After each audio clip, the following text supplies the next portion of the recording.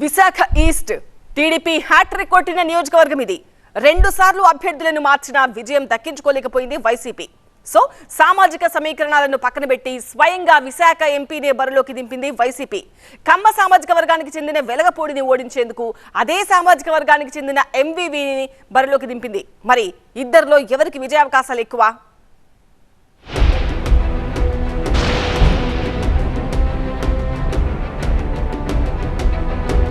డెఫినెట్గా ఈసారి ఎలాగైనా సరే తూర్పు నియోజకవర్గం మేము సాధిస్తామని 15 ఉన్నాయి విశాఖ జిల్లాలో. ఒక సీటు గెలిపించమనండి.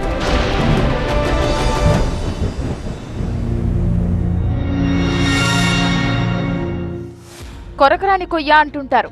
ఆ మాటకున్న అర్థాన్ని ప్రత్యక్షంగా చూడాలనుకుంటే వెలగపూడి రామకృష్ణను చూపించొచ్చు. వైసీపీ కోణంలో వెలగపూడి నిజంగా కొరకరాని కొయ్యే. టీడీపీ తరపున పోటీ చేస్తూ విశాఖ తూర్పు నియోజకవర్గం నుంచి వరుసగా 3 సార్లు గెలుస్తూ వస్తున్నారు. మెజార్టీ పెంచుకుంటూ వెళ్తున్నారు తప్ప తగ్గడం అన్నదే లేదు. నిజానికి గత ఎన్నికల్లో వైసీపీ ప్రభంజనమే సృష్టించింది. దానికి తోడు జనసేన విడిగా పోటీ చేసి టీడీపీ ఓట్లను భారీగా కోసేసింది. అయినా సరే 87,000 ఓట్లు తెచ్చుకున్నారు. విశాఖ ఈస్ట్లో 50% పైగా ఓట్లు వెలగపూడివే. అంత బలమైన నేతగా ఎదిగారు. పైగా విశాఖ ఈస్ట్లో ఆయన సామాజిక వర్గమైన కమ్మ ఓటర్లు చాలా తక్కువ. అయినా సరే ప్రత్యర్థిగా ఎవరిని నిలబెట్టినా నెగ్గుకుంటూ వస్తున్నారు. 2009లో ప్రజారాజ్యం పార్టీని, 2014, 2019లో వైసీపీని ఓడించారు. అందుకే వైనాట్ 175 అంటున్న సీఎం జగన్ విశాఖ తూర్పుపై గట్టిగానే ఫోకస్ పెట్టారు.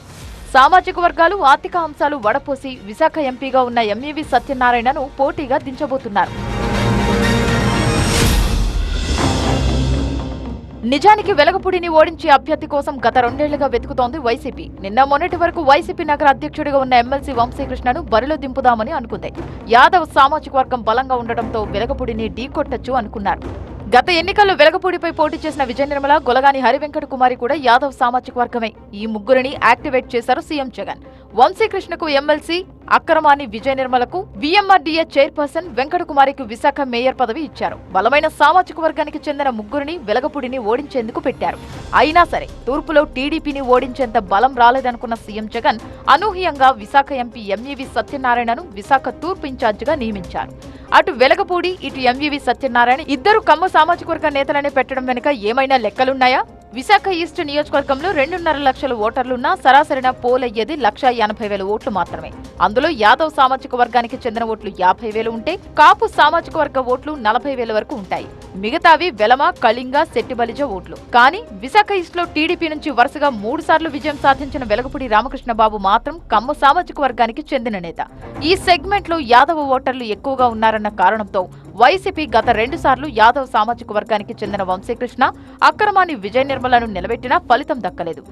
సో ఈ నియోజకవర్గంలో కులమతాలకు అతీతంగా వెలగపూడి ఎలా ఓట్లు సంపాదించుకుంటూ బలమైన నేతగా ఉన్నారో ప్రత్యేకంగా చెప్పనక్కర్లేదు.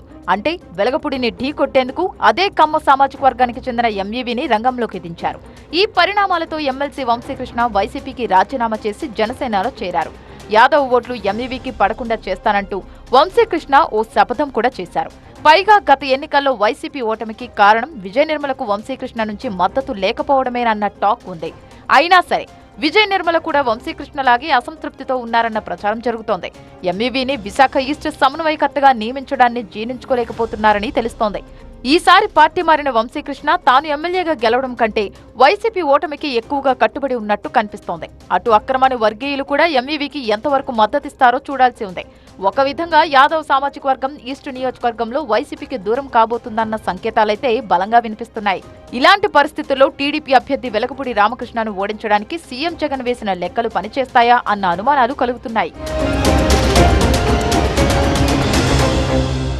దాని ఇంపాక్ట్ అంటే చెప్తున్నా కదండి, ఆయన వేరే ఎమ్మెల్యే పోటీ చేయాలని ఆయన అనుకున్నారు. డెఫినెట్గా ఆయన వేరే సీట్ అయితే ఇస్తా అన్నారు కాబట్టి ఆయన కూడా ఇక్కడి నుంచి వెళ్ళారు. అంతేగాని ఇక్కడ ఆయన వేరే పార్టీలో ఇబ్బందులు కానీ ముఖ్యమంత్రి గారు వాళ్ళ ఇబ్బందులు ఉన్నాయని కూడా ఆయన కూడా చెప్పలేదు. ఏ విధంగా ఇబ్బంది లేదు. కానీ అంటే గతంలో 2 సార్లు ఓడిపోవటం వల్ల ఇంకా బలమైన అభ్యర్థి కావాలనో లేకపోతే ఇంకేదన్నా ఉద్దేశంతో పార్టీ నిర్ణయాలు తీసుకోవడం జరిగింది. కానీ అంటే గెలుపోవటముల మీద ఒక సర్వే ప్రకారం నిర్ణయాలు తీసుకోవడం జరిగింది తప్ప వేరే ఆయన మీద వేరే ఉద్దేశం ఏం కాదని నా అభిప్రాయం. అయితే ఎంవీవీకి విశాఖ తూర్పు నియోజకవర్గంపై పట్టు ఉంది. పైగా ఎమ్మెల్యేగా పనిచేయాలని ఎప్పటి నుంచో కోరుకుంటున్నారు ఆయన. గత ఎన్నికల్లో అసెంబ్లీకి పోటీ చేయాల్సిన ఎంవీవీ అనూహ్యంగా ఎంపీగా పోటీ చేయాల్సి వచ్చింది. ఎమ్మెల్యే అవ్వాలనుకుంటున్న ఆయనకు అధిష్టానం వరం ఇచ్చింది. విశాఖ తూర్పులో టీడీపీ హవాకు బ్రేకులు వేయగలమని భావించిన సీఎం జగన్ ఆశీర్వదించి మరీ పంపారు. బేసిక్గా రియల్టర్ కావడంతో ఆర్థికంగా తిరుగులేని అభ్యర్థి అనుకోవాలి. పైగా కమ్మ సామాజిక వర్గం కావడంతో ఎమ్మెల్యే వెలగపూడిని ఢీకొట్టడం ఈజీ అవుతుందని హైకమాండ్ ఆలోచించింది. పైగా ఈస్ట్ సమన్వయకర్తగా నియమించిన రోజు నుంచి నిత్యం ప్రజల్లోనే ఉంటున్నారు. అన్ని వర్గాల ప్రజలను కలుస్తున్నారు. ఎంపీ ఎలక్షన్ కంటే కూడా ఎమ్మెల్యేకి ఎక్కువ కష్టపడతా ఉన్నా. ఎందుకంటే నాకు ఒక గురుతర బాధ్యత నాకు సీఎం గారు అప్పచెప్పారు. ఈ బాధ్యతను ఎలాగైనా సరే నేను పూర్తి చేయాలి. సో ఎంపీగా కూడా అప్పుడు కష్టపడ్డాం, కానీ దానికంటే ఎక్కువ కష్టపడి ఈ 3 months మాకు టైం ఉంది. 3 monthsలో ప్రతి ఇంటికి వెళ్ళి ప్రతి ఒక్కళ్ళ ఇంటికి వెళ్ళి వాళ్ళ బాధలు అర్థం చేసుకుని వాళ్ళతో మాట్లాడి వాళ్ళు చాలా సమస్యలు ఇమీడియట్గా పరిష్కరిస్తూ ఉన్నాం. డెఫినెట్గా ఈసారి ఎలాగైనా సరే తూర్పు నియోజకవర్గం మేము సాధిస్తామని విశాఖ ఎంపీగా ఉండడం ఇష్టమా, ఈస్ట్ ఎమ్మెల్యేగా ఉండడం ఇష్టం? నాకు ఏదైనా అంటే ప్రజలు ఏం చెప్తే అది చేయటం నాకు ఇష్టం.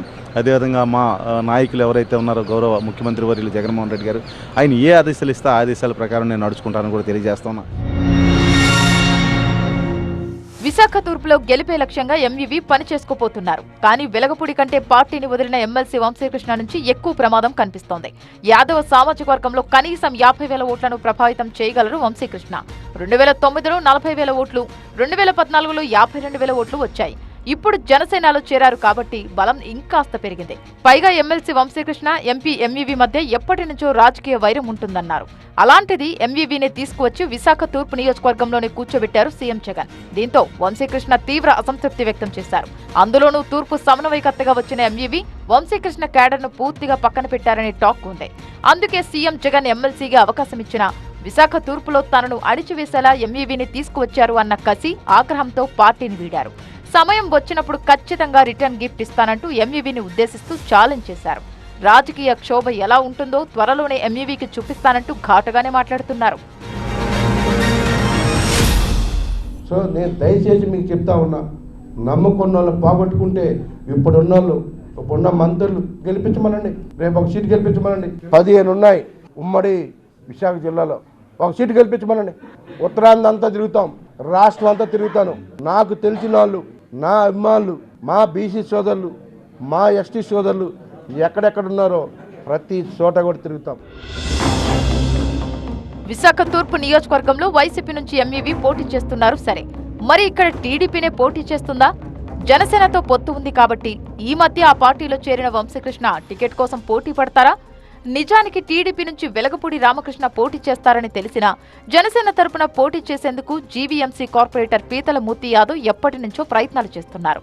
వంశీకృష్ణ రాకముందు నుంచే ఈ నియోజకవర్గంలో యాక్టివ్గా ఉన్నారు.